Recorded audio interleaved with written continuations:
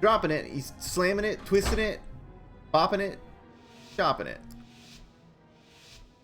Alright. Shadow Moon Burial Grounds. Level 2.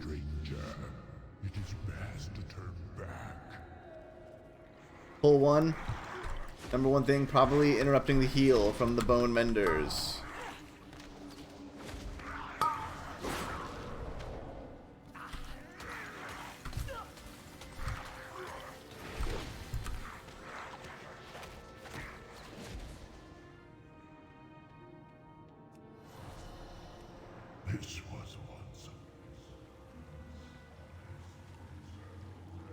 Wait, I don't think anyone's gonna be able to keep up with you if you go that way, but maybe we can try.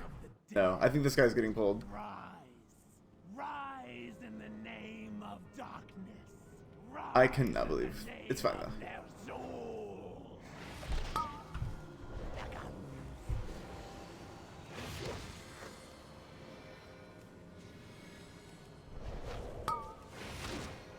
Slow folks. Honestly, let's go the other way where the guy isn't. Oh, no. Fighting these guys is just annoying. This extra void spawn. Too late. I mean, it is just a 2, so it really doesn't matter what we do or do not pull. Like, we could literally stop right here and have like a 15-minute poetry jam session and like still time this key, I think. So if anyone feels the urging to do any sort of poetry jam, you know, it could be done. We could arrange that.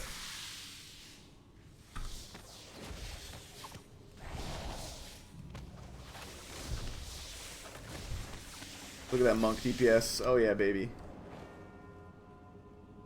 Oh, yeah, left because we went the other way. 21 minutes left at the end of a run, yeah?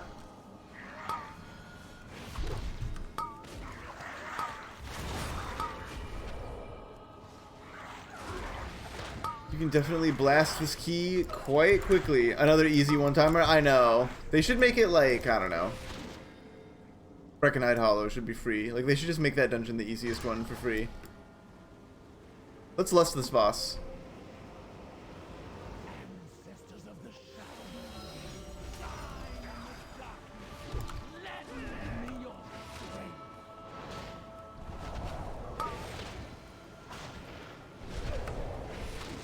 The main thing on this boss, really, aside from killing the ad, which we might not even see, is in the Eclipse. Make sure you stand on one of the circles. If you've never done this one before, I'll move on to it. It's one of these circles on this edge. The mechanic's not even going to come up because you guys destroyed the boss in about 1 second, but that's the main thing to remember, is stand in these circles when the Eclipse comes. Yeah, that was a 30-second kill, so good job. Ner'zhul will not hear us.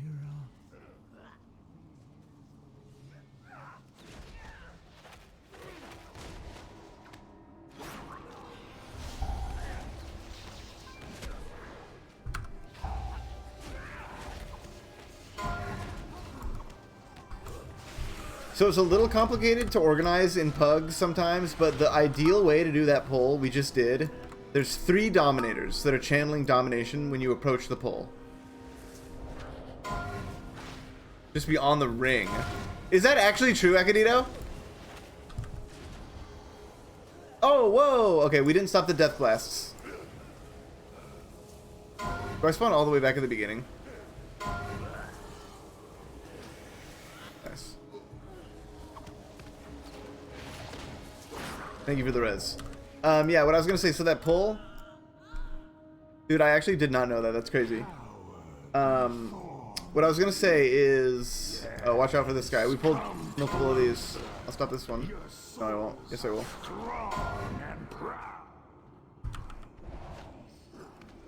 The Dominators, there's 3 of them. I'm still trying to talk about a pull that was like 2 pulls ago. We're going so fast. There's 3 of them standing, channeling domination. And if you don't interrupt them, they basically are target dummies. If you do interrupt them, they can mind control your party, and they can also cast a rending void slash thing that does high single target damage on a random party member. So the best way to do that pull is to not interrupt the front two dominators usually. Interrupt the back one to pull him into the group and interrupt him, but then just don't interrupt the side two. And it can be tough if you don't have a, you know, if you're a prop paladin, it doesn't really apply because there's pretty much no way you're going to avoid interrupting those guys when you're throwing your shields out and about. There's going to be a guy that spawns right here, I think. Yeah.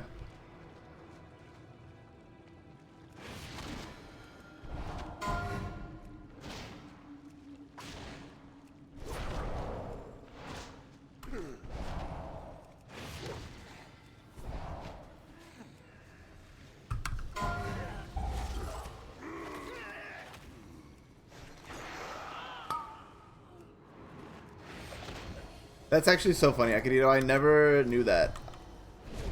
I really thought it was the circles. And I've just had everybody go to their own circle on Quaking.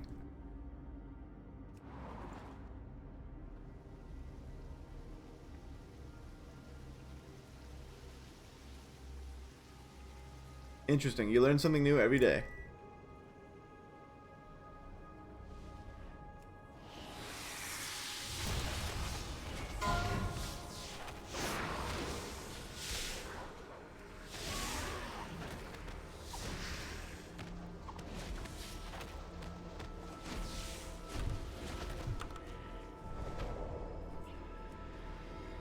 Easy.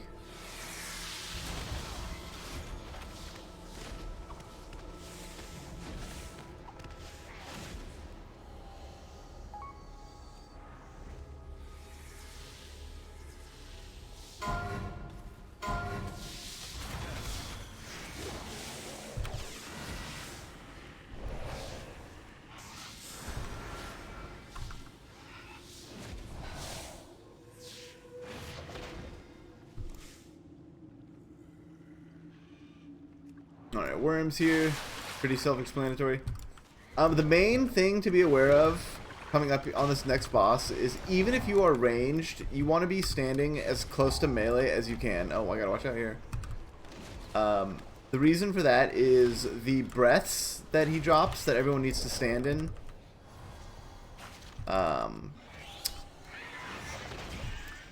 If you put him too far away, you lose a lot of damage.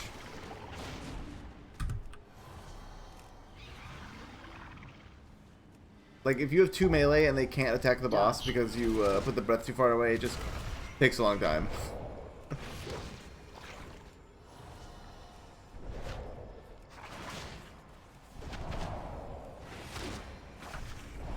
Dodge. Nope. It's too far away.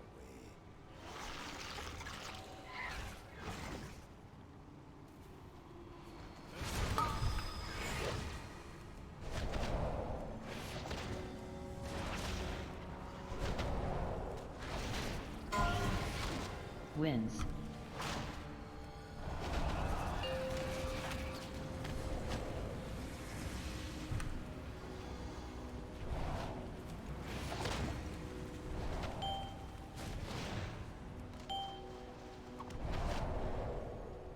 Dodge. Spec, you can also just Death's Advance it. That's like the hot DK tip. What knocked me back there?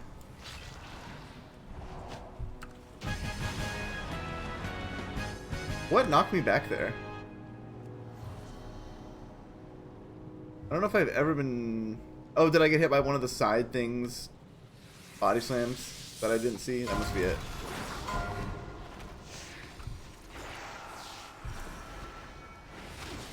Worm ads. Yeah, I forgot that I was not paying attention. I just didn't notice the side ad.